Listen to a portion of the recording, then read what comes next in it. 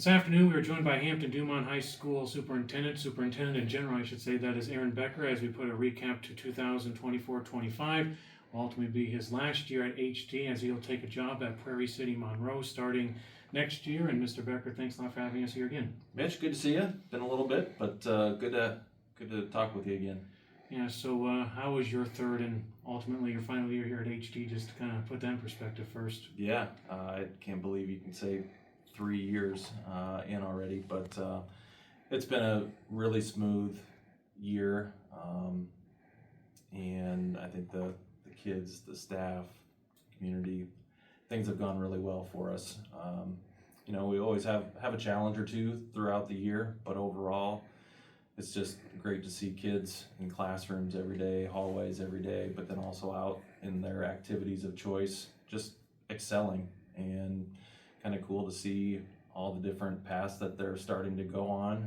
Even as a young kid, you can start to see that path start to come together, and just been really happy with how the year has gone so far. As it relates to enrollment, what was that again going into this past year, and will you see maybe an increase or decrease going to next year, at least early numbers wise? Yeah. This year for certified enrollment, we were at about 3.3 student decrease, and anytime there's a decrease, it hurts the budget a little bit, but somewhat steady there. But next year, I think we're anticipating to see a decline in enrollment. We had a larger class graduate this year, and then we'll see a smaller class coming in for kindergarten. That's kind of how we do our projections, and so we feel like we've prepared for this to decline just with budget adjustments over the last couple of years. So we feel like we're ready for that. We're ready for that for a decrease in enrollment. But I would love to be completely wrong and have all kinds of students coming in, and we have an increase in enrollment. But we're preparing for a decline. We just don't know the exact number right at the moment. Switching gears a little bit, I talked with NIAC President Joel Pedersen. He's wrapping up his first year as well. Franklin County Career Center has been the big topic. Yeah. He said, a little over a month ago, there's kind of a so-called halt, Yeah. but things are moving ahead with that, so maybe some thoughts on that from you as well. Yeah, we're excited. That was one thing that we've worked on with NIAC. Our board's really excited about this opportunity to have the Franklin County Career Center in Hampton. But then also we've enjoyed working with West Fork and Belmont too, because they'll be part of that that project. But we were glad to hear from Joel Pedersen the other day that they just started to take bids for the project, and so the plan is to try to do that work during this current school year, get the building constructed, and then be ready to open up for the 26-27 school year. And so just for people that don't know or don't remember, there'll be 3 strands of coursework out there. There'll be advanced manufacturing, there'll be health careers, and then also a business strand. So we'll have kids starting to schedule those courses probably mid-year next year, and then get those kids enrolled in those courses. So we're responsible for 21 students within any of those three programs, and so that's something that our board is committed to making sure that we provide those opportunities for our kids within the district. And he said with buildings in Charles City and Forest City, and now going to be in Hampton, basically all the schools that surround NIAC will be within 30 minutes of a learning center, so to say. That's pretty nice too. That's awesome for kids. Again, we're joined by Hampton-Dumont Superintendent Aaron Becker as we put a recap to the school year. And another question I'll ask as it relates to next year. I know you won't be here, but early numbers indicating what staffing could be like. You got most positions filled? Yeah, we feel really good about where we're at with staffing at this point. High school has all of their positions filled as far as teaching in the classroom, what that's concerned. Elementary just completed those the other day, and then I think middle school has a special education teacher position open yet, and then an English learner position that Mr. Spradlin's still trying to get those filled. But we feel pretty good with where we're at, and happy with the new people coming in to get caught up and ready to go right when kids get here in August. I talked with high school principal Matt Trotsky about the gym. He gave us an update, Yeah. but what else, if you can Yep. tell us, was part of that Save Fund money Yeah. going toward beside the gym? Yeah, so we are getting really close to completing that $13.4 million save bond that we started 2 years ago. Again, that's state penny, not property tax dollars. And so we started at South Side and North Side, and both of those buildings had secure entrances that we put in. South Side, we redid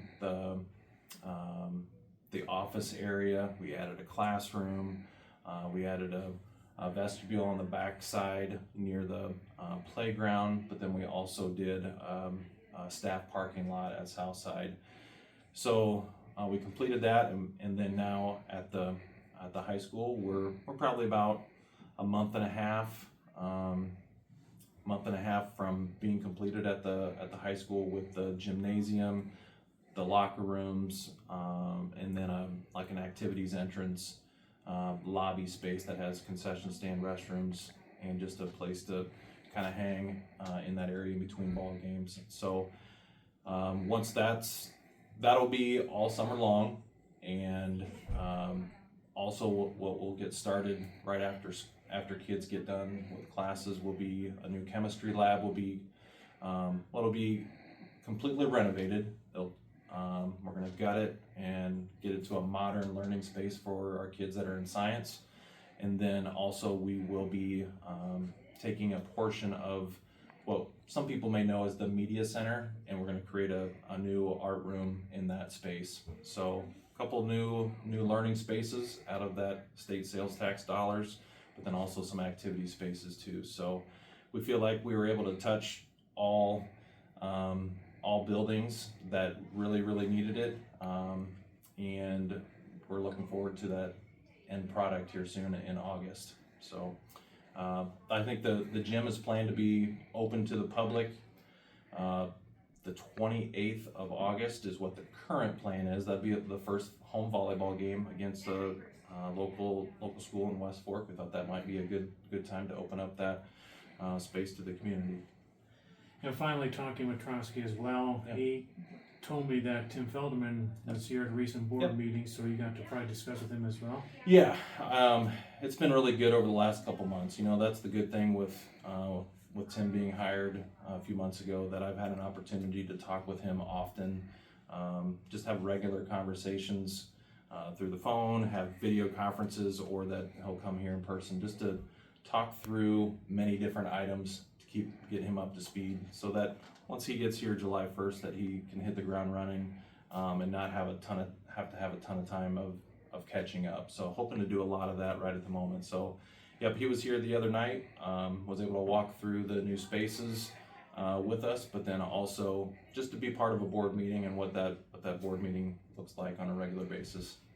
Again, HD Superintendent Aaron Becker joining us as we recap the school year, look ahead to staffing and enrollment for next year. And Mr. Becker, before I let you go, anything else you'd like to add? This might be the last conversation you have with me. Yep. Fortunately for Yeah. you. No. I've enjoyed the conversations. And I appreciate you having us here every time too, but anything else you'd like to add as One thing I just would like to say, that this month has been Board Appreciation Month in May, and it's something that we recognized them at the board meeting the other night, but I can just say that the 7 board members that I've had with me this whole time have been so supportive. They are in it for the right reasons. They're here for the kids, they're here for the community. You want to make sure that kids have an awesome experience each day that they have here, but then also that they are advocating for the community in their position. So I just want to recognize them for their time and volunteerism throughout the years, but then also I just want to take time to recognize you, Mitch, and everybody at the station with all their coverage of our kids, but then also just the community and the way that you do it.